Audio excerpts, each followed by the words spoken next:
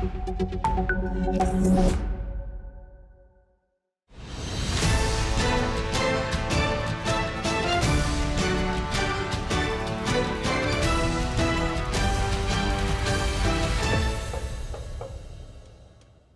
and welcome, I'm Thomas Porteous and you're watching Prime Time Asia. Let's take a look at the top stories coming out of the region. US President Donald Trump hails Prime Minister Sunai Takaichi in Tokyo, welcoming her pledge to speed up Japan's military build-up and sign new trade and rare earth deals. Takaichi, a protege of Shinzo Abe, even vows to nominate Trump for the Nobel Peace Prize, his spokeswoman says. Ukrainian President Volodymyr Zelensky says he is open to peace talks but will not withdraw troops or surrender more territory as Moscow demands. He supports a Trump-backed ceasefire on current lines with any summit to be held outside Russia or Belarus. The UN warns Hurricane Melissa will bring catastrophic damage as it hits Jamaica with 300 km/h winds, storm surges and deadly flooding. Authorities have ordered mandatory evacuations as the Category 5 storm, the island's worst this century, makes landfall. Speaking to business leaders in Tokyo, President Donald Trump says US-Japan ties are strong, thriving and prosperous, adding they will soon be greater than ever before. He praises his meeting with Prime Minister Takaichi, calling her a delight. President Trump says his upcoming summit with China's Xi Jinping in South Korea will be great for everybody as trade hopes rise after talks in Malaysia. He spoke at an event in Tokyo attended by top business leaders, including Apple CEO Tim Cook. Malaysia formally transfers the ASEAN chair to the Philippines as the summit ends, while Australian Prime Minister Anthony Albanese reaffirms Canberra's deepening engagement with Southeast Asia. The European Union says it is deeply concerned by intensifying violence in El Fasher, Sudan, following its capture by paramilitary forces. Brussels urges all sides to de-escalate and vows to document violations of international law, declaring there can be no impunity. Sudan's military chief, General Abdel Fattah al-Burhan, confirms the army has left its last stronghold in El Fasher after the RSF claimed control of the city. He says the retreat was approved to stop systemic destruction and killing of civilians amid the escalating conflict. Now we, of course, start in Asia, where speaking during his visit to Tokyo on October the 28th, US President Donald Trump says his upcoming meeting with Chinese leader Xi Jinping is going to work out very well. The bilateral meeting is scheduled for October the 30th on the sidelines of the Asia-Pacific Economic Cooperation Summit in Gyeongju in South Korea. The meeting follows a period of heightened trade friction, including a recent Chinese announcement of export controls on rare earth minerals and Trump's threat of additional 100% tariffs on Chinese goods. However, US and Chinese officials recently held trade talks in Malaysia, where a preliminary consensus was reached and the 100% tariff threat was taken off the table. This will be the first face-to-face meeting between President Trump and Xi Jinping since their last talks at the G20 summit at Osaka in Japan in June of 2019. Now joining us to discuss this is Collins Chong-Yu-Keat. He's a foreign affairs, security and strategy analyst at the University of Malaya in Kuala Lumpur. Thank you very much for joining us, sir, on this broadcast. Of course, Donald Trump is bellowing positivity about this much anticipated meeting with his Chinese counterpart, saying it will work out well. Do you think this optimism is grounded in reality? It is. He's beaming with confidence now after securing the trade deals with ASEAN members, especially Malaysia. similar deals with Australia for rare earths as well as Malaysia. Of course, he has every reason to, because we have seen how he's right when he stated that China has been reliant on the U.S. market, and he has all the cards, he has all the chips in getting this through. And we have also seen how upon the success of his overtures to ASEAN, and of course with allies in Japan and South Korea, in terms of economic prospects, in terms of his efforts to revive the American economy, wealth is returning, jobs are returning, firms are returning. So all these are positive indicators of how he has the full confidence of his own capacities to ensure that the cards are still with Washington, and that in regards to the declining domestic economic decline of China, whether it's demographic crisis, whether it's debt crisis or property crisis, we have seen how he has every reason to have this confidence, and I'm sure that President Xi will also be compelled to adhere to this newfound economic confidence of Washington under Trump. So I will foresee that the talks will create some positive results for both sides, and that the momentum moving towards these talks where Trump has imposed the threats up to 100% of tariff has been successful, and the talks in Malaysia have also been successful. So I foresee that we'll have some positive indications soon during the talks. Now, Collins, of course, there is so much on the agenda for this meeting between the world's two largest economies. One, of course, being the possibility of this trade deal, which there has now been a framework. There has been a framework now agreed upon by top-ranking officials from both countries, but of course also security, both in the Indo-Pacific and beyond. There is, of course, a question of Taiwan, and of course China's alignment towards Moscow, let's say. What does China want from Trump right now, and what does Trump want from China? De-escalation or leverage? President Xi is facing a time trap. Of course, we have seen how the 100-year marathon, in terms of regaining the Chinese pride, of retaking Taiwan, but all this, would not even have happened under the watch of President Trump.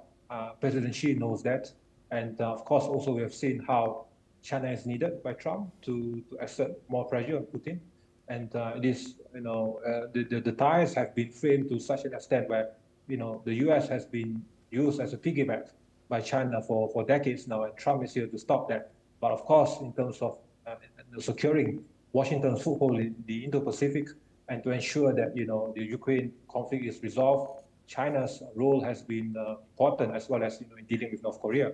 So we have seen how with this decline of the Chinese economy, this decline of also the increasing risk to Xi's position also in the party as of late, China needs the U.S. more than ever, especially with Trump's greater overtures now. So this is the perfect opening for Xi also to govern nicely, to seize upon this opening to ensure that the path ahead for the next couple of years now under Trump will be one that of a peaceful one, and will be of a managed competition rather than escalatory capacities by both sides in this race.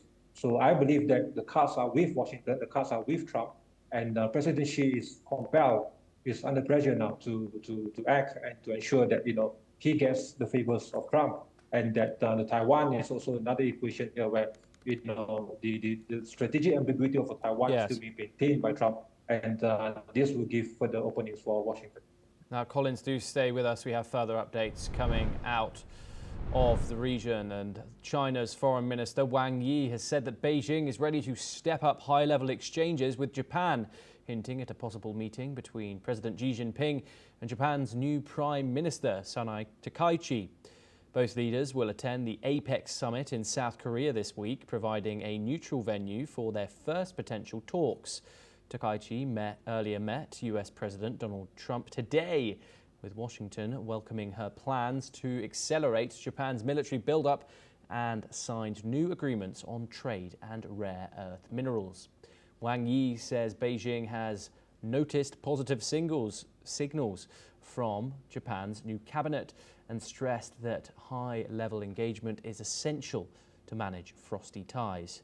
Takaichi's regular visits to Tokyo's Yasukuni shrine honouring some convicted war criminals remain a key point of tension for China.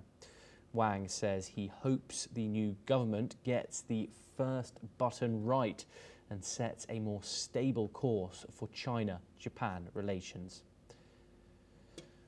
We are now joined once again by Collins Chong-Yu-Keat. Collins, Japan's new Prime Minister is openly hawkish on China. Why is Beijing signalling openness to high-level talks with her anyway? Of course, Beijing is pressured now with the newfound momentum by Washington, by Trump. As we have seen how Trump's maneuvers in the region, giving a very powerful signal, a three-pronged message. But with his attendance in the ASEAN Summit as a powerful reminder to Beijing that the era of Southeast Asia being used as as Beijing's courtyard or backyard is now over. And of course, also the US is back to the region, and he has given his 100% commitment to Southeast Asia. The same goes for allies in East Asia. And we have seen how Beijing is well aware, is well cognizant of the fact that Takaichi she has hawkish policies. She's practically a protege of Shinzo Abe. And that Beijing will have no choice but to engage early to prevent Takaichi from being further drawn away by the overtures of Trump, and of course also by the overtures of Southeast Asia. So Beijing is still facing the pressure of a time trap to ensure that it manages to reel in Tokyo and to have early engagement with Takaichi, and to ensure that the path ahead, the bilateral ties between both of them will be a smooth going. So I will see that Beijing is now facing a three-pronged the pressure from Washington, from Japan, and of course also from South Korea now with the new premiership. Yes, Collins, do stay with us once again. We have further updates, but this time we move on over to the southeast of the continent, where in Kuala Lumpur, Cambodian Prime Minister Hin Manet and Thai Prime Minister Anwatwin Charnavakaral are holding crucial talks on the sidelines of the ASEAN Summit. The meeting comes just days after both nations signed a truce agreement witnessed by US President Donald Trump. The two leaders are working to ease tensions and prevent a renewed trade and border conflict. Prime Minister Hun Manet and his Thai counterpart have confirmed that both countries have already begun withdrawing heavy weapons from disputed border zones. Thailand has urged Cambodia to join landmine clearance efforts and crack down on cross-border scam centres, while Cambodia is demanding the immediate release of 18 captured soldiers from July's border clashes. Both sides stress their commitment to implement the peace accord within the coming days, signalling a major step towards stability and cooperation in the region. Collins, there's some positivity. This deal looks quite positive coming out of the Kuala Lumpur Peace Accords, as Donald Trump calls them. What can you tell us about the newfound relationship, or the seemingly forming of one, of Thailand and Cambodia? Well, Malaysia has been playing a pivotal role in this. Of course, we can't discount the role of President Trump himself. There's no efficacy in the pressure from ASEAN members. We have seen how ASEAN is still trapped in this mantra of no intervention. And in the early phases of conflict, it is President Trump who has been, pulling the cards, and of course he has given pressure on both sides to compel to this ceasefire agreement, using not only tariff but also the overall, future-driven ties, between Thailand and Cambodia with regards to the US. We have seen also how this summit is being used now as a perfect platform for Trump to display his role, his status as a peacemaker, which he has rightly earned, and that Malaysia is serving as a facilitator to this process. But I will argue that the ultimate role and credit should be given to President Trump in the early phases, because only Trump has the power to compel both sides to come to this agreement, and Malaysia completed the final mission of serving as the ultimate facilitator to this process. Yes, indeed. Both of governments both say that de-escalation here is a priority. Both sides what do they really want, Collins? Do you see them completely withdrawing troops? Do you see them both working together in removing the landmines beyond those borders that caused the death of those people previously? Well, it is a long process. It is a 1,000-year-old conflict, and of course, this is a promising, development in the first phase, and it remains to be seen how it will be implemented in the months to come. But nevertheless, it's a very positive first step, as has been initiated by Malaysia and President Trump himself. I foresee difficult roads ahead for both sides to come to this greater agreement as to how this conflict will end. This is only a very early part of the de-escalation process in terms of a ceasefire. And of course, the demining process also is taking place now, hopefully with the help of Malaysia also as an observer. But I foresee difficult roads ahead, and there's not been discussions or agreements on the proper demarcation or the markings of the rightful border, and this will take a long time. But the priority of both nations, as well as Malaysia and President Trump, will be to see that a ceasefire is taking place, and that the process of demining is also taking place now. So that's the first priority for all nations for now. Yes, thank you very much for joining us, Collins Chong Yu-Keat. It's a pleasure to have you on the programme.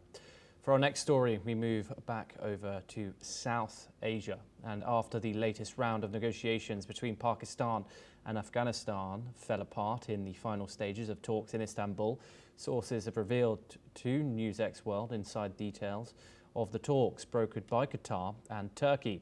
According to sources close to the matter, the Pakistani delegation had agreed to the proposals made by Afghanistan before a phone call from Islamabad shortly before finalising the agreement tanked the deal.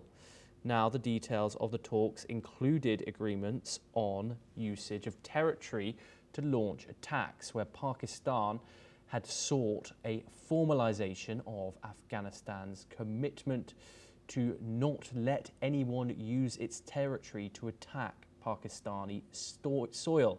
Afghanistan sought similar measures, in particular pertaining to American drone attacks. Afghanistan also sought a promise from Pakistan to cease support for ISIS-linked groups to use Pakistani territory as a launching pad for terror attacks on Afghanistan. If sources are to be believed, Pakistan had accepted this proposal and was on the verge of formalising agreements reached after 3 days of tough negotiations before this phone call from Islamabad. The mediators, which included delegations from Turkey and Qatar, were reportedly shocked by this sudden U-turn by Pakistani negotiators. Sources also remarked on the unusual behaviour of the Pakistani delegation, with the head of the delegation reportedly resorting to the use of harsh and undiplomatic language to put his points across on several occasions. They also remarked that the Pakistani delegation lost its composure several times and demanded that Afghanistan take control of, quote, all groups that carry out attacks in Pakistan, which was described as an unusual and unrealistic demand by the mediators. Reportage by local media in Afghanistan cited Taliban executives who described the Pakistani delegation as unwilling or unable to justify its positions, and that the Pakistani delegation seemed to lack both coordination and authority to negotiate any sort of deal. Okay, we're now joined by Major General Gigi Dwivedi. He's a defence analyst and he joins us live from New Delhi. Thank you very much, Major General Dwivedi, for joining us here on NewsX World. A huge development after those talks collapsed earlier in Istanbul. What more can you tell us about that breaking news that we've just got exclusively here on NewsX World, about why those talks between the Afghani delegation and the Pakistani delegation fell through? Oh, well, Thomas, firstly, always a pleasure to be on NewsX World. Now, coming to the talks between Afghanistan and Pakistan at Turkey, Istanbul, well, it was, I think, quite expected that these talks will not actually fructify into any concrete agreement for simple reasons. Firstly, there is a serious trust deficit between the two sides because they have no common point where they can converge. And this is because the two sides have a very fixed position and no side wants to give way. Firstly, on the Pakistan side, they constantly blame Taliban for sheltering groups like Tariq-e-Taliban Pakistan, which have been very active of late and have taken a very heavy toll of Pakistan's security forces. On the other side, Afghanistan also has groused because Pakistan has tried to bulldoze, muscle, and coerce Afghanistan. It is evident from the aerial strikes that they have undertaken since 2024 and lately earlier this month, once again.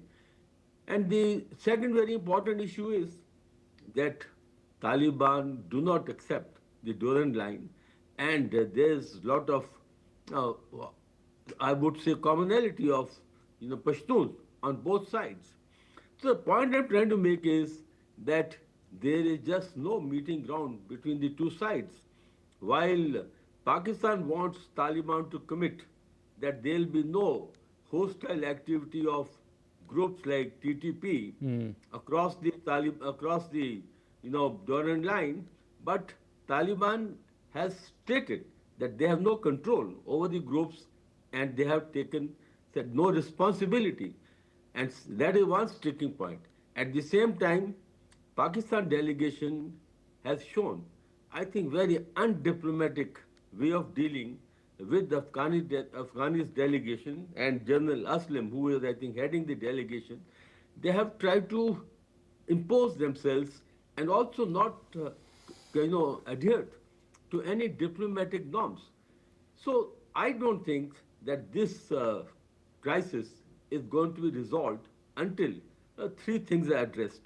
First is trust building, which is absolutely lacking. Secondly, Pakistan high-headed attitude toward Afghanistan, and they also, in very subtle way, are using the groups like ISIS to, you know, I would say, affect the sovereignty of Afghanistan. And thirdly, as Afghanistan doesn't have the air force, Pakistan is using the aerial power, both drones and the airstrikes against Taliban. So I think until these three issues are addressed, I don't think there's going to be any lasting peace in this region between the two countries. Thomas. Yes, and of course, what happens now in regards to what's going on the ground? Of course, there has been conflict, there has been fatalities. Does fighting continue as diplomatic trust builds behind the scenes? Well, there have been ceasefires since October 19, which are brokered at Doha by Qatar. And as far as the reports on the ground are concerned, the ceasefire is holding on between Afghanis and Pakistani army. But there have been some skirmishes between the Tariq-e-Taliban Pakistan and the Pakistan army, and some casualties have been caused. But largely, the ceasefire is holding on between Afghanistan and Pakistan, but it's a very fragile pause because anytime the thing can again go out of control, and because, as I said, that because of the trust deficit and the fragility of ceasefire, there can be hostilities once again can break out, and we can see again once again this area again in the grip of either I would say ceasefire being broken or hostilities escalating, or again the kind of cross border activities can again come back. But the point is that ceasefire is very fragile, and there's no guarantee that it will hold on indefinitely. Thomas. Yes, Major General Gigi Davidi, thank you very much for discussing that with us. We will, of course, bring you all updates, both diplomatic and not, in regards to that situation. We, however, move on once again. The cyclonic storm Montha forming over the Bay of Bengal is intensifying as it approaches the eastern coast of India, prompting the Indian states of Andhra Pradesh, Odisha and Tamil Nadu to issue high alert warnings. India's National Disaster Relief Authority has moved more than 50,000 people to relief camps as evacuations began on Monday this week. The state of Andhra Pradesh is bracing for impact, with the government expecting around 4 million people to be affected. Cyclone Montha is expected to cross the Andhra Pradesh coast between Manchili, Pantnam and Kingala Pantnam around Kakinada in the next few hours. And as the cyclonic system approaches the coast, it is expected to intensify, bringing winds of 90 to 100 kilometres per hour, gusting up to 110 kilometres an hour. In view of the severe cyclonic storm, the Indian Railways have cancelled, diverted and rescheduled multiple passenger trains across the East Coast Railway zone. Several flights have also been cancelled. Fishermen are warned to avoid venturing into the sea in the neighbouring states as well, and South Indian states are also expected to witness heavy rainfall in the coming days. And that's all we have time for this today on Primetime Asia. Keep watching NewsX World for more international news updates.